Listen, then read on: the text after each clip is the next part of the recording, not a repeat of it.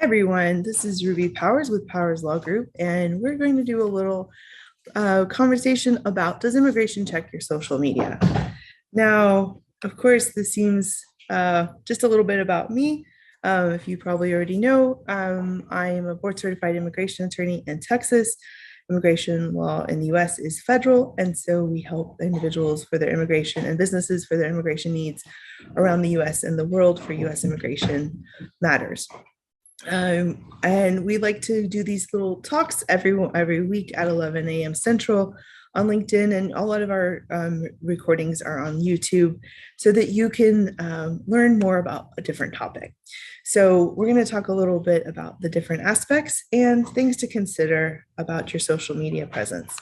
So overall, the practice of USCIS and other departments collecting social media began under the Obama administration, 2008. I mean, that's really when social media became a little bit more, sort of mainstream, if you will, somewhere around that time, and expanded to, more of its implementation around late 2014.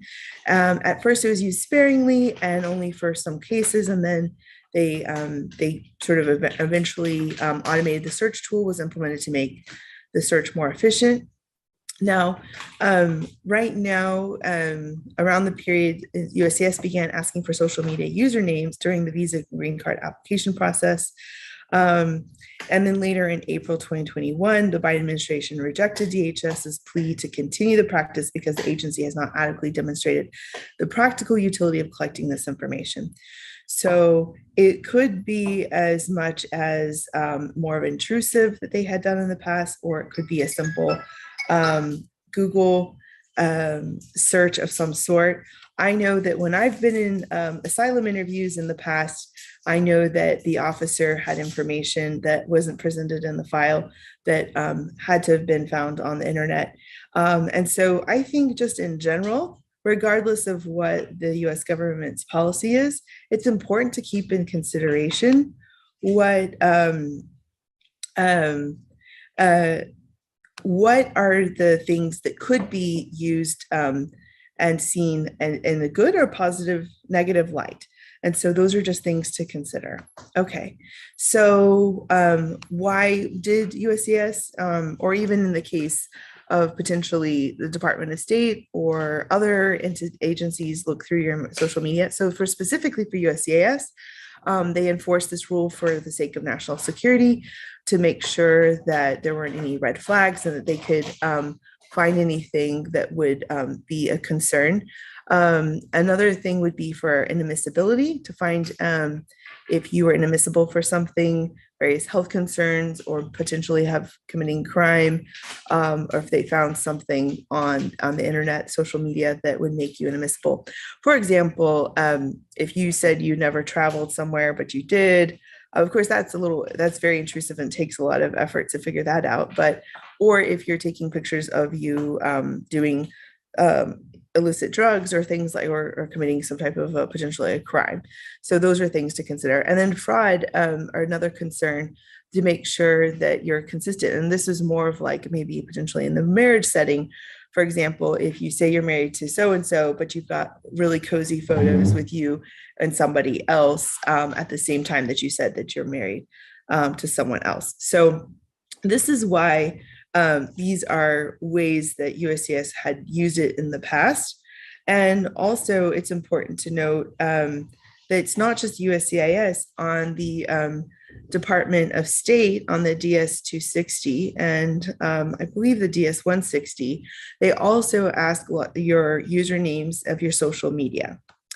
So LinkedIn work history, this is really important because for employment-based cases, if you say you work somewhere on your application, whether for an E2 or for an L or for anything like that, or your perm process, and it's inconsistent with what you're telling the universe on LinkedIn, which is almost like your living resume, then that could cause problems.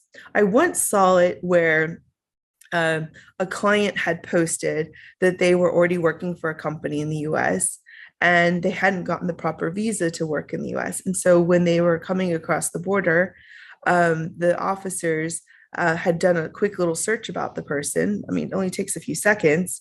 And then they found that he had already been announcing he had worked somewhere when he didn't have the visa to do so. Now, in this day and age, this story is from a while ago, but in this day and age, you could be working remotely or something along those lines and waiting to come to the US once you have the proper visa.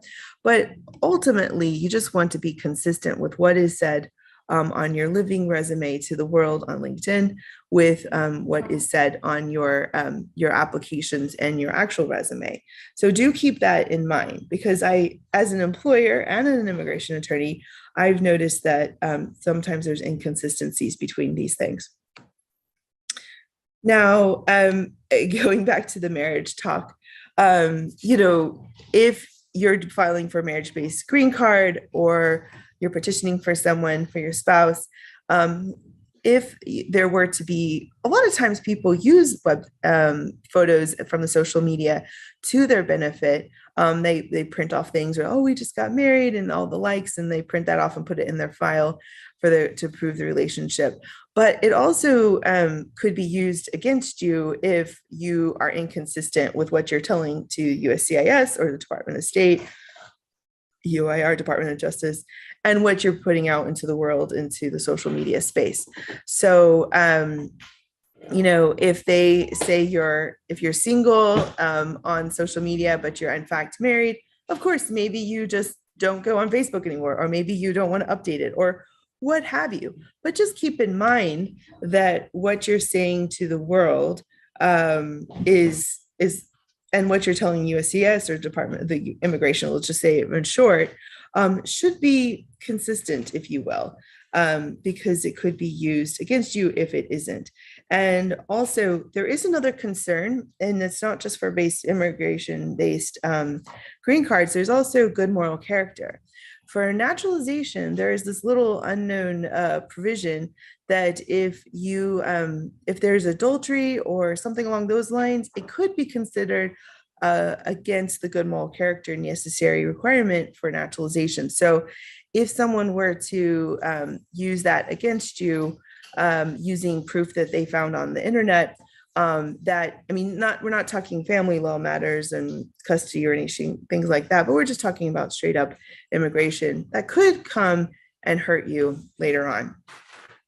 And also, if you are married to someone, shortly get a green card, then get divorced and marry someone else that doesn't have status, and you petition for them, there can be some red flags that the government's looking to. And if they search your social media or something pops up, somebody produces that information, that could be used against you. So you want that consistency to be there. Now, I don't know why we have to say this out loud, because it seems pretty obvious, but you don't want to brag about doing anything criminal activity. First of all, don't commit a crime. Don't commit a crime that could be maybe not a crime where you are, but a crime according to the federal government. And then don't joke around about committing a potential crime or doing something wrong. So bragging, having engaged in criminal activity, mentioning illegal use of drugs, joking about doing anything against the US government, especially, in